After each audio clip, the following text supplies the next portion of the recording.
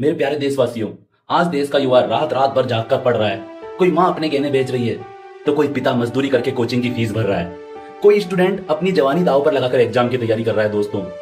लेकिन कुछ लोग करोड़ों कमाने के बाद भी नीट जैसे एग्जाम का पेपर आउट कर रहे हैं। सवाल यह नहीं है कि उन्होंने पैसा लेकर नीट का पेपर आउट क्यों किया, सवाल यह है कि इतना पैसा होने के बाद भी इंसानियत क्यों मर गई है।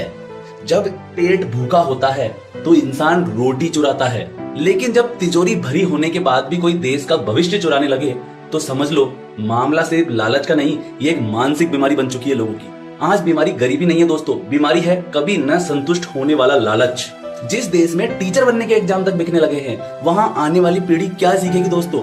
एक पेपर लीक सिर्फ क्वेश्चन नहीं चुराता है, वो लाखों युवाओं की नींद चुराता है दोस्तों, उनका भरोसा चुराता है, उनकी मेहनत का गला घोट देता है दोस्तों। और सबसे खतरनाक बात जानते हो क्या है? धीरे धीरे जो युवा होता है उसका मेहनत पर से विश्वास ही खोने लगता है। उसे लगता है कि ईमानदारी से कुछ नहीं मिलेगा, ईमानदारी से कुछ नहीं होता है। अगर देश का युवा टूट गया ना दोस्तों, तो कोई भी टेक्नोलॉजी, कोई भी इकोनॉमी, कोई भी डेवलपमेंट इस देश को नहीं बचा पाएगा दोस्तों। आज जरूरत सिर्फ कानून की नहीं है दोस्तों, चरित्र की है, संस्कारों की है और उस आत्मा को जगाने की है जो पैसे से पहले इंसानियत को रखती थी दोस्तों।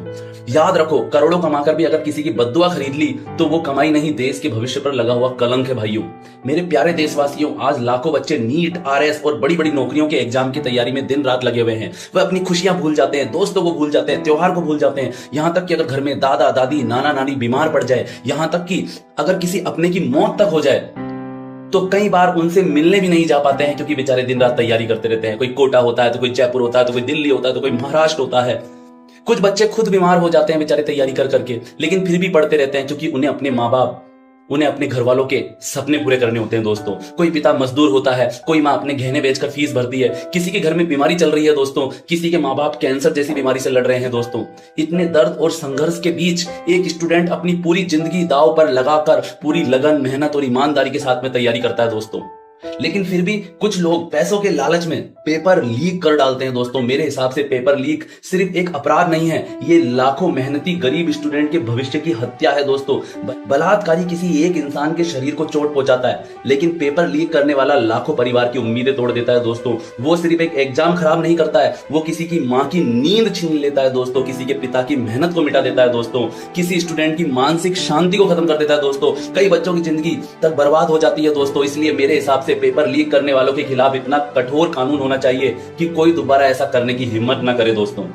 क्योंकि जो लाखों युवाओं के सपनों को कुचल दे वो सिर्फ अपराधी नहीं है दोस्तों, वो देश के भविष्य का दुश्मन है, वो मेरे भारत देश के भविष्य का दुश्मन है दोस्तों। सभी को जय हिंद दोस्तों।